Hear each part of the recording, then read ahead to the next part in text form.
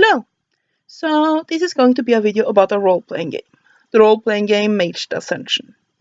And I have noticed that when I introduce people to this game, and also a lot of my players who are not beginners, the most common hang-up, as it were, with understanding this game is the paradigms.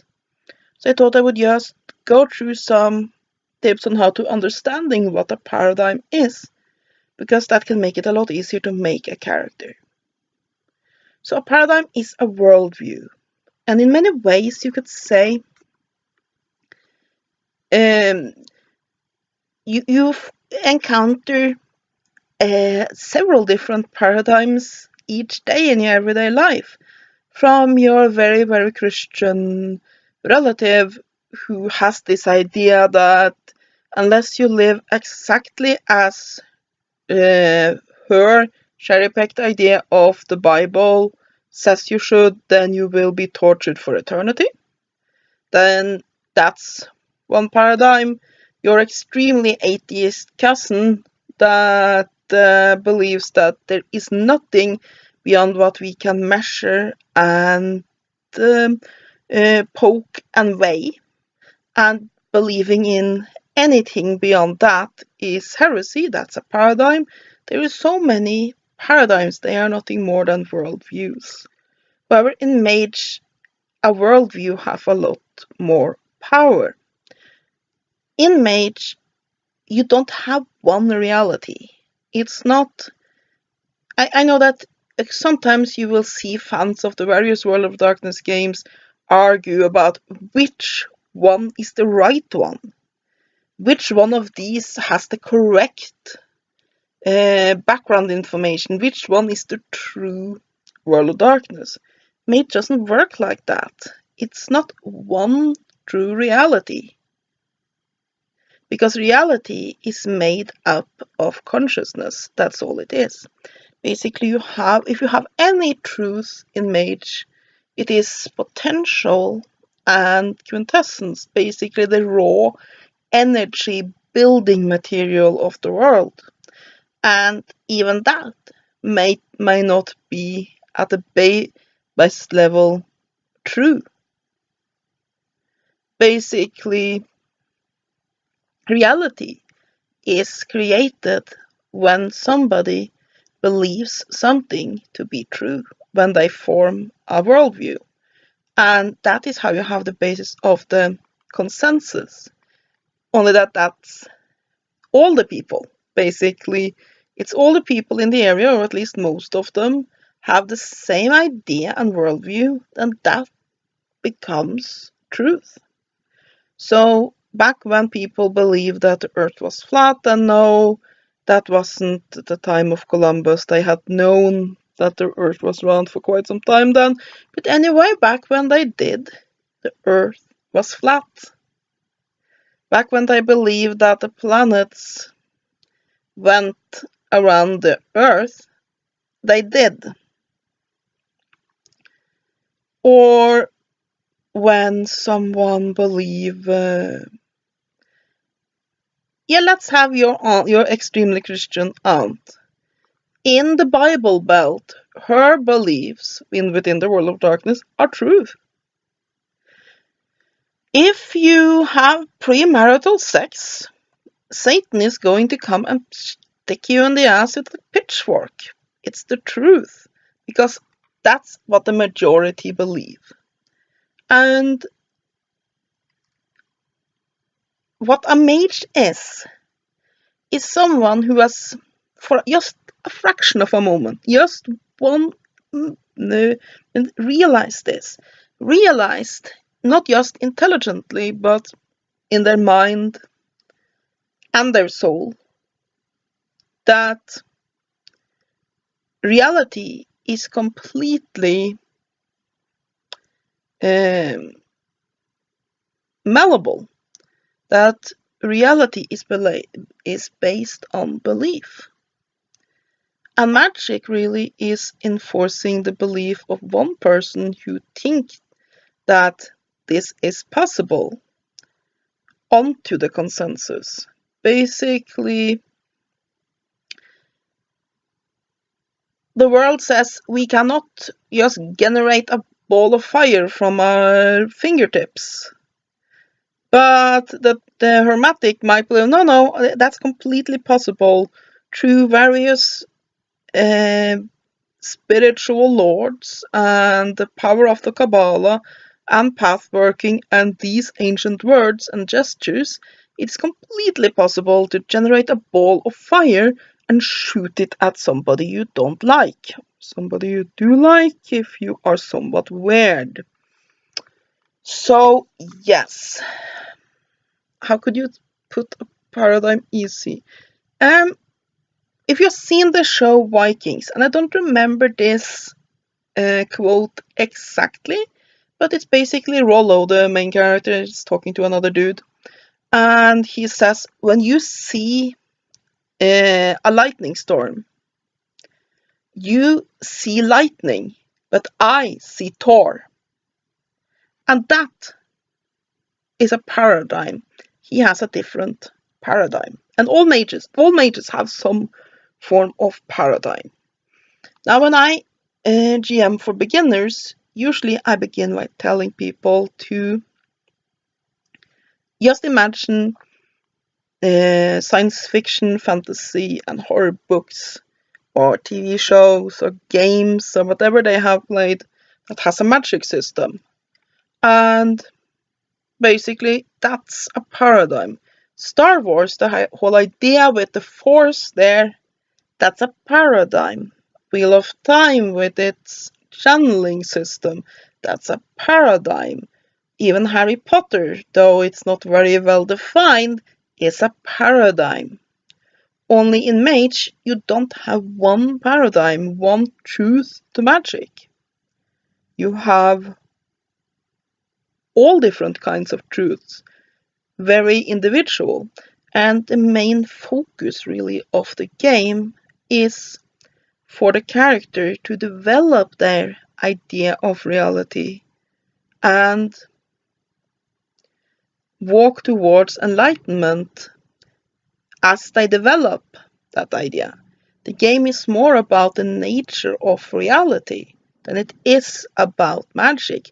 Yeah, sure, especially if you play 2nd edition, there's a lot of magic. There are umbral ships going off the far horizon. There are dragons. There are fireballs. There will be wars between scores of hit-marked cyborgs and a lot of wizards in robes over the planet of Saturn. These things happen, but the core element of the game is the nature of reality, and reality versus belief. So, how do you make a paradigm? Well, the first you do basically is that you look at your character and think, what would they believe? What would this person believe about the world and magic? So, for example, a character I played a few years ago, she began as a technocracy progenitor, which and her belief was that, and what led her to her awakening was that she realized that everything is about transactions, from the smallest microscopic scale of protons and neutrons basically trading off with energy, to planets consuming one another, and the whole cycle of the universe. It's just trades. And that as a symbol of this, money became its own kind of power. Eventually, she deflected from the Union to the traditions, and she became a member of the Verbena as a spellweaver, an energist. And she basically, and I will get into the difference between a paradigm and Fuki a little bit later, because there's also a lot of confusion about that. Basically, her belief didn't really change. She she saw money as a perfect symbol of the transactions of reality. When you kill something, whatever it be, an animal or a plant, and you consume it, that is a transaction. When when one nation invade another, in a way, it's a transaction. So she saw the world as transactional. That was her paradigm. Her fugi, however, was spending money.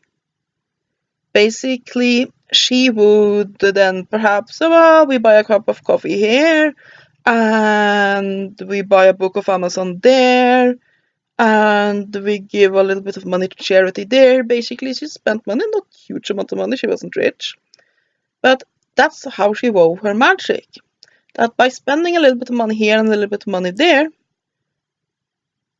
that created a flow in that energy to manifest the effect she wanted. So basically, her paradigm was that the world is transactional, and that money as an example of this could be used to cast magic, to change the world. Because as the world was based on transactions, by making transactions and consciously being aware of the idea that that was the nature of it, she could change it. And her tools then become her pocketbook, credit card, the computer she used to make the purchases on. All of this was then her fuki. And that's where a lot of people also don't understand there's a very big difference. Let's have a look at a hermetic, for example. If you look at a typical Ars Magica hermetic, they use chanting, usually in Latin or Greek, and various type of hand gestures for quick magic. They also use ritual, which are more typical Kabbalistic rituals for the more modern ones, and think more the old medieval grimoire type magic for the older ones. But the point is that the words, the hand gestures, all of those are fuki. Those are ways for the mage in question to focus their mind on the magic they're doing. And it also gives a great storytelling potential, because it lets you work with that and basically explain how the mage does the magic. It's not just basically point and poof. Oh, well, I cast a fireball, blah, blah, blah, blah, blah. Instead, the hermetic will then, or the player of said hermetic will describe how they chant Latin words and work their old hermetic hand gestures with creo ignam. And that gets more drive in the story. But that's the fuki, that's the way they work. The paradigm is something deeper. It's the belief of why these work. And for example, a typical hermetic paradigm might be that whatever they do is a reflection of a greater universe.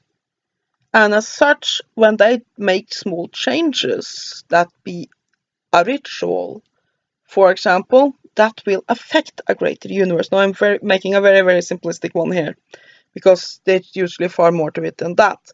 But that's one belief, for example. So each of the traditions have ideas around paradigms that they might be using. Verbena tend to have a tendency to be very nature-based ones. But they could be all from Wiccans to people who believe that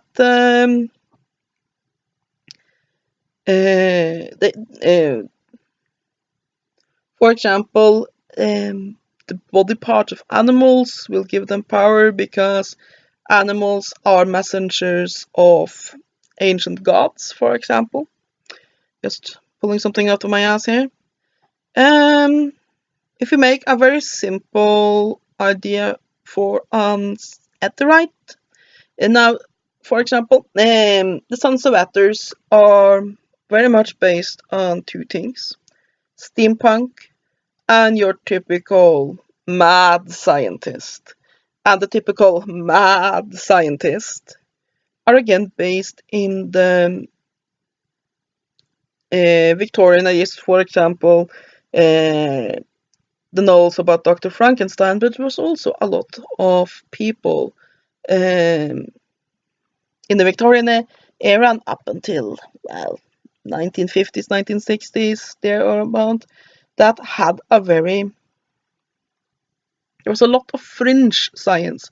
To a certain degree, there still are a lot of fringe science. If you look at with the New Age, with all of this quantum touch and such, that sort of blends New Age ideas with science. And that sort of began in the Victorian era. So let's take one example, not from the Victorian era, but from the early 20th century. You had a guy, now it's completely slipped me what his name was, but his name wasn't very relevant. Anyway, he believed that the world was driven forward by this energy that he called orgone. Now, what he believed orgone was a mix between inorganic matter and organic matter. And when these things came into contact with one another, there was energy, and the Earth, for example, was energized by the fact that she is both metals and plants and humans and animals and all of that. But he also believed that by creating these organic orgone fields, he could change somebody's physical health or change the weather. So he made all of these fancy machines that he put his patients into that were supposed to generate the right wave of organic force that would then make them healthy.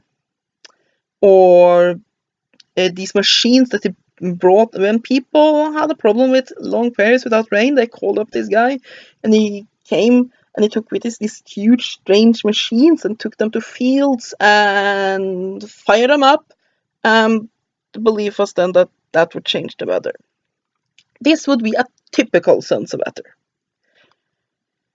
He would have some sort of fringe scientific idea.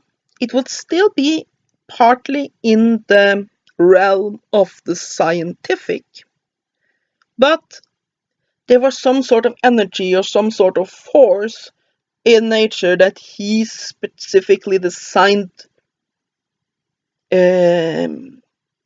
devices can affect and use. Now, this is by no means the only thing that you can use with Sons of Ethers. For example, in Book of Secrets, you find a lot of example paradigms that would work very well, and for any other tradition as well. But it's one example.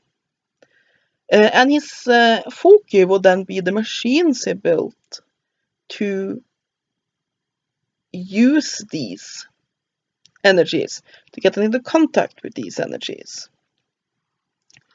And all through this, I think that one of the hardest thing I really get with my players is that there's very often a difficulty understanding, but which one of the paradigms are the real one, which one of the true one?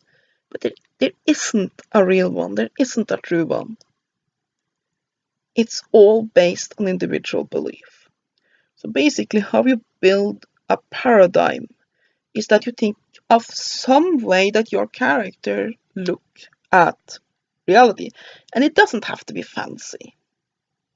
a lot of the sample paradigms in the various books are fancy, and I think these can at times be intimidating for a lot of players because but I can think of something that elaborate, but it doesn't have to be that elaborate.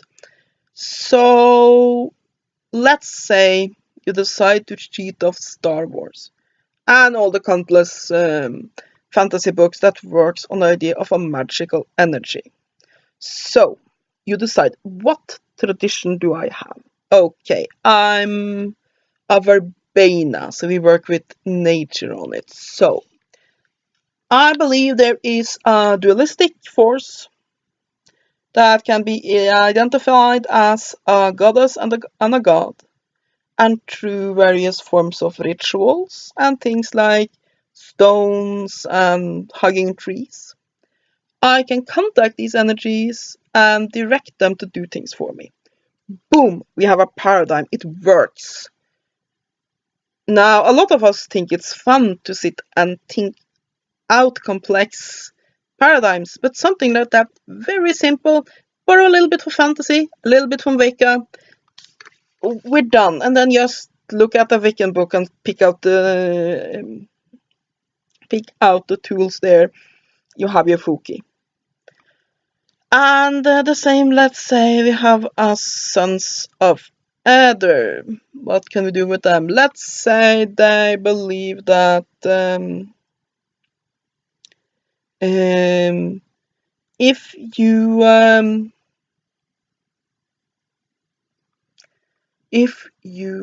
that there are this energy, this hidden energy, let's call it ether, and if you build a machine that can use that can come into contact with that and be fueled by it, then it can do things that other machines cannot. So let's say you build a gun but that has an ether intake, then suddenly it can fire fireballs. It'll do. It'll work. It will give you something to play on, and you can expand that as you go. So, and then we can come to what is the difference between a paradigm and Fuki. Paradigm is your belief. So, let me get into real occultism for a moment. I'm an occultist, so my belief is, well, somewhat similar to what you find in the Mage book, because it's based on real life ideas that our perceptions create reality, and that by doing rituals and various psychodramas that affects how we see the world, if we can make ourselves believe that something will happen, then that will happen. Well, that's one of the ideas. I'm a chaot. I change out how I look at the world just about as often as I change socks. So, but that's one way to look at it. Then that would be the paradigm. Well, all of these things here. We have a nice little lotus tea light candle here. And this is actually a modern idea of organ, an orgonite wand, a dowsing, single-handed dowsing rod. All of these things are then Fuki. So basically, a paradigm is what you believe, while your Fuki is how you make that belief come true. Or to say it like that, let's say you have a die-hard Christian. Their paradigm would then be, let's say, the Baptist idea of Christianity, while their Fuki would be prayer, their Bible, things like holy water, laying on hands. These would then be the tools they use to practice what they believe. So when you make a mage, the first thing you then do once you have gotten the general idea of the character is that you make a belief system. How does your character believe magic to work? And if you can't find something, then just go through various books and TV series and such, steal that, mod it a little bit, and you're good to go. And then you think out what sort of tools would this character be using to make this belief work for them. How do they practice this belief? And then you have your character's Fuki. Simple as that. So, yeah. It's basically... Let me finish up the video by this little story that I used in actually real occultism to introduce the ideas of the models of magic. Because it can give some idea about how actually paradigms interact with one another and how basically it's individual belief that forms reality. So you have a student and his master that sits and discuss, and suddenly the student asks, teacher, are there spirits? And the teacher looks at his student and says, yes, in the spirit model, there are spirits. And the student then looks at his master and says, yeah, what about the energy model? And the teacher says, well, in the energy model, it is universal energies, idyllic forces, the belief that there's this great energy that drives and rules everything.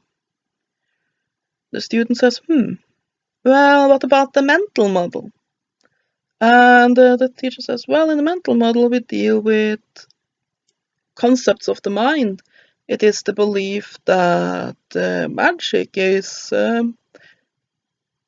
basically connecting with your subconscious, and through that, you can change yourself, and by changing yourself, you can change your outside world.